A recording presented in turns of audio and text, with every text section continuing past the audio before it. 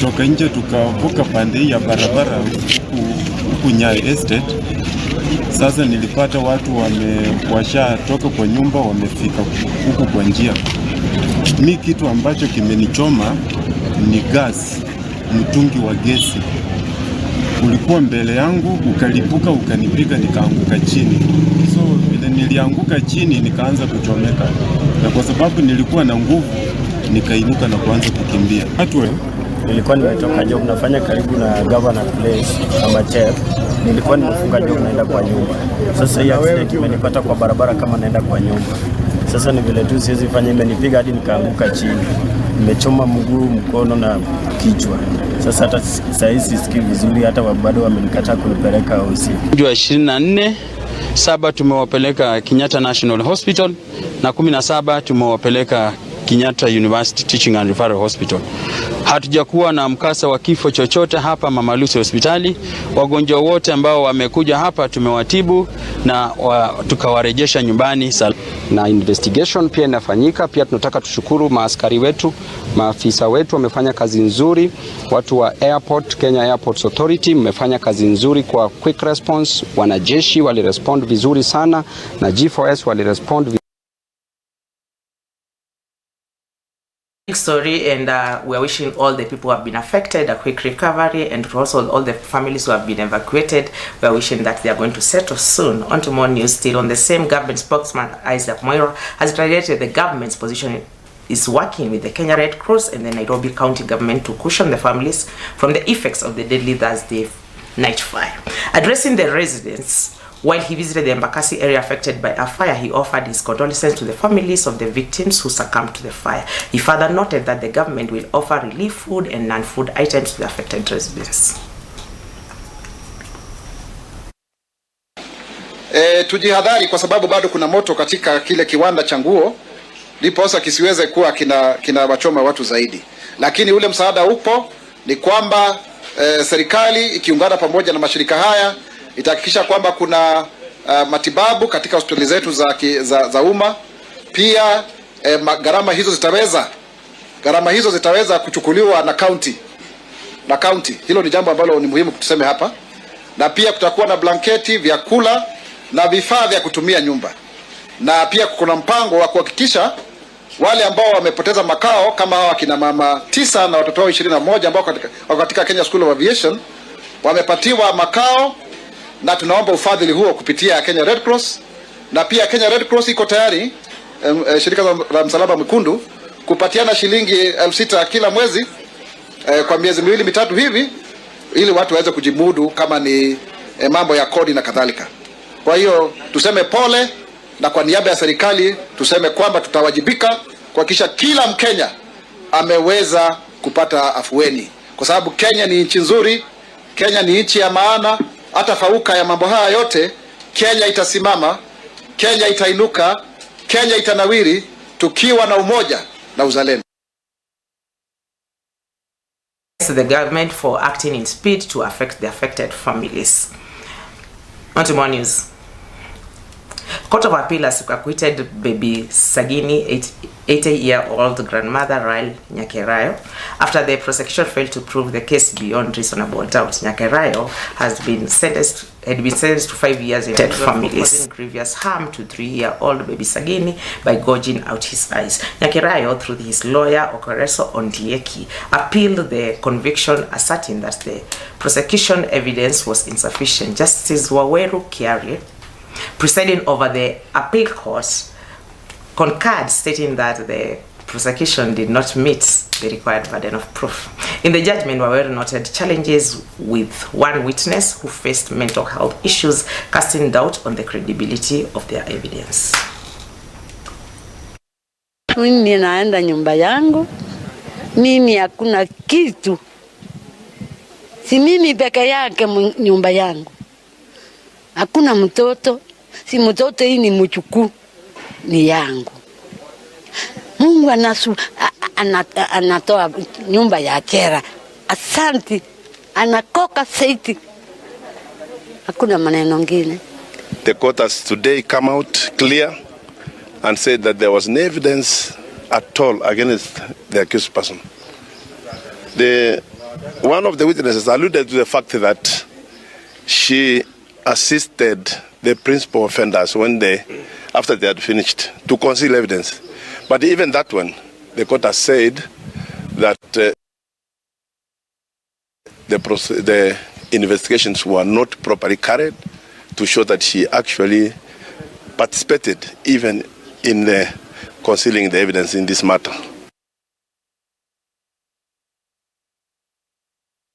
That justice has been served, and we are also hoping that baby Sagini is coping well in the rehabilitation center. On to more news. John Matara, the prime suspect in the murder of socialite Starlet Wahoo at an apartment in South B area last month, has been charged with murder following the completion of investigation. Appealing before Milimani High Court Judge Kanye Kimondo on Friday, Matara pleaded not guilty to the accusations presented in court. The Director of Public Prosecution is, however, set to make an application to have Matara denied bail. The case will come up for mention on 26th of February when the DPP's application to oppose the release of Matara on bond will be heard.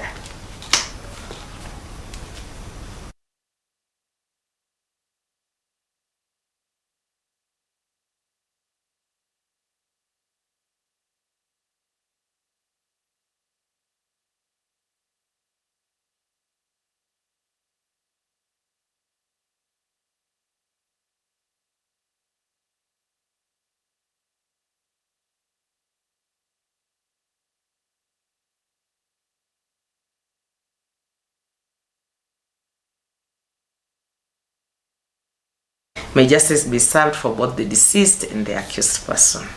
On to more news about the counties. MUENI Governor Mutola Kilonzo Jr. has launched an auto-billing system and a unified business licensing system as a way of streamlining processes for both businesses and the county government. The county government urged the business community to embrace the move for it will potentially lead to increased efficiency and revenue collection, hence the county achieving its goals. The key foundation to this government is to improve the lives of the people of MUENI, and through an integrated, inclusive government, we want to prioritize people. We want to promote inclusivity together with our strategic partners in mobilization of OSR to support our agenda. In order to ensure efficiency and effective revenue mobilization, we have leveraged on technology to enhance customer service and improve ease of doing business. This regime will enable customers to receive a single business invoice for all fees they pay to the county, and also to be able to pay at the comfort of their homes. Considering that you are moving into the digital space, that's a good way to go, and we're hoping that that will be a success. We are going for a short commercial break. Kindly stay tuned. We'll be right back.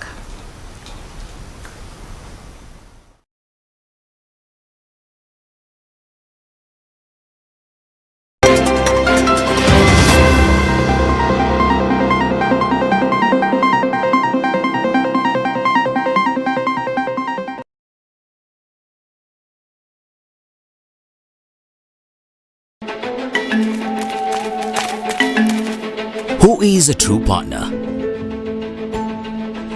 They go out of their way to help you. They do not hesitate to go the extra mile. And they're always there standing beside you. They step in when you need them the most. Because a true partner is a partner kwa ground. KCB Bank.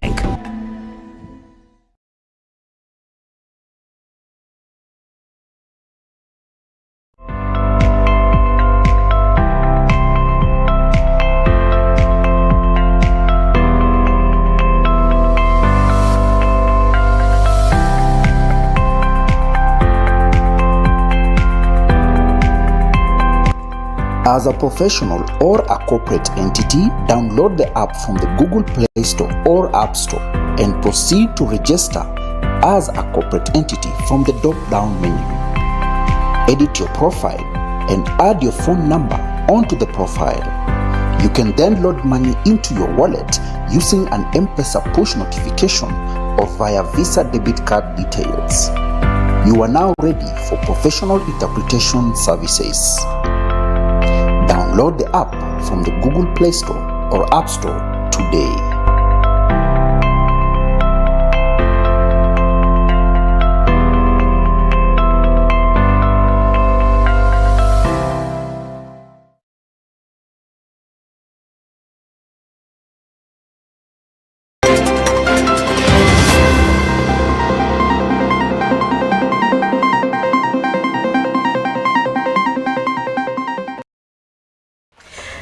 Thanks for staying tuned. Welcome back. On to more news.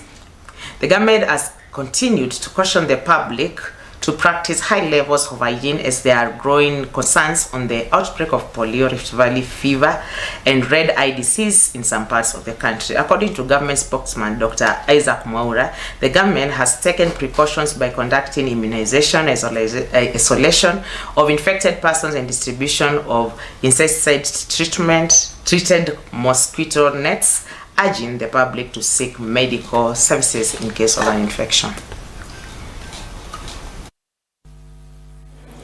The polio threats have been attributed to importation from a neighboring country and suboptimal routine immunization, putting children at the risk of the disease. As of 27th January 2024, 14 cases of polio have been sequenced, that is, they have been identified, and furthermore, 7 polio isolations were identified, with 6 from environmental surveillance sites, especially in Garissa, and 1 from a site in Isli, Nairobi County. Secondly, on the issue of Rift Valley fever outbreak, the outbreak is attributed to the recent El Nino rains, which led to a surge in mosquito population, thus an increased transmission of vector-borne diseases. All counties, therefore, are now put on very high alert for potential spread of this disease. So as to maintain hygiene and also to stay away from any kind of infection so that we may not be infected. News. Church leaders in Kirinyaga County has condemned the rising cases of femicide in the country. Led by Anglican Church of Kenya, Kirinyaga County Bishop Joseph Karemi Kibusha and Thika Assistant Bishop James Kamuga, they have associated femicide with the increases in drug and alcohol abuse in the country. Speaking in SK St. Thomas Kerugoya during collection and installation of canons, Bishop Kibusha called on parents to advise youth especially to be watchful and take care of themselves as the first security in their lives. They have anonymously requested that the government be vigilant against those involved in femicide acts and those involved in the illegal drug and alcohol business. Mimi niko kama Reverend Samuel, niko hapa na niko Kirinyaga. Ningependa kuwahimiza ya kwamba kama mtu ako na shida yoyote, kwanza atafute wazee. Unaona nyuma yangu niko na wazee. Na niko hapa kama mchungaji. Aeleze wazee vile amefika, kwa sababu sometimes inakuwa ni depression. Mtu anafika mahali anakuliwa na akili yake na shida zake, anaona kitu kingine kufanya ni kifo. Tuna condemn hiyo maneno. Hatutaki Asha, Kirinyaga na Kenya mzima. Sisi kama wachungaji hatutaki wasichana wetu kuuawa. Mara tunasikia wamechukuliwa pale, unasikia wengine wako kwa rojin, wamekatwa vichwa huko. Tumeona hiyo maneno. Hiyo hatutaki sana. Hiyo hatutaki. Tunataka wasichana wetu wakae vizuri, na tungependa mwishoe wakae watu ambao wataheshimika katika Kenya yetu. Kwa pande wa serikali nao ningependa sana iangalie youth. Unaona mambo mengine inatendeka kwa sababu wengine wako chini, wengine walisoma na bado wamejiingiza kwa mambo ya drugs. Juzi niliona our first lady Rigathi Gachagua acrouch mambo ya vijana kuongeleshwa na kupelekwa guiding and counseling. So tungependa hiyo maneno bado hapa Kirinyaga ihitimishe na serikali iangalie sana. Tukiangalia hapa kwetu Kirinyaga, hatunanga rehabilitation. So tungeomba hata viongozi wetu waangalie mambo ya rehabilitation hapa Kirinyaga sana, kwa sababu wengine wamepotea huko, na tungependa serikali wale ambao wameshikwa na hiyo maneno ya kuua, wale ambao wameshikwa na mambo ya kuua wasichana wetu, kama mchungaji, ningependa tu waangaliwe kama wako na akili timamu, kwa sababu hakuna mtu anaweza fanya kitu hiyo akiwa na akili timamu. Wasichana lazima wajiheshimu. Mtu asijipeleke kwa mikono ya mtu yeyote ambaye hata hujui, na hawa watu ni exhausters, ni watu ambao wanataka tu kuitisha pesa wajitajirishe. Kwa hivyo wakijiheshimu na wapende kufanya kazi na mikono yao, basi itakuwa ni kitu ya busara. Lile lingine ni kwamba serikali nayo ichukue hatua, kwa sababu hawa watu wanajulikana with the modern technology. Sasa tunaweza jua who is who did what when. Wacha hatua ichukuliwe na hawa watu ili iwe funzo kwa wao na wale wengine ambao wana tabia kama hizo. Nataka kulaani kabisa hizo vitendo vya kuua watoto wasichana ambao ni watoto wetu, wasichana ambao wengine wamesoma, na kwa hivyo tunaagiza wasichana wetu, kwa sababu tunaona wale wengine nimeona wameuliwa ni watu kwanza wamesoma. Kwa hivyo watumie hata hiyo masomo yao kujisaidia, wasijiingize, wasiwe wakudanganywa na wanajipata mahali ambapo watakuwa mahali pa hatari. Kwa hivyo tunaomba kwamba wasichana wetu msijipeleke mahali ambapo mnajua ni mahali hatari. Kwa hivyo tunaomba hiyo masomo umesoma ikupe hata hekima ya kujua ni wapi unajipeleka. Na tungetaka kusema kila msichana ni wa maana. Wasichana wajiheshimu na wajaribu tu wasiweke mambo yao ikiwa secret. Kule wanaenda ni waambie watu wengine, waambie wasasi, wasijipeane mikononi mwa watu ambao wamekutana tu kwa social media na wajui ni nani. Social media wakati mwingine haina identity. Unaongea na mtu na umjui, hujui ni mtu wa rangi gani, hujui tabia zake. Kwa hivyo tungetaka tukiemphasize mambo ya familia, kwanza tungeuliza wasichana wa confide na wasasi na watu wao, wale wana fellowship na wao, wasijipeane tu kwa mikono ya strangers.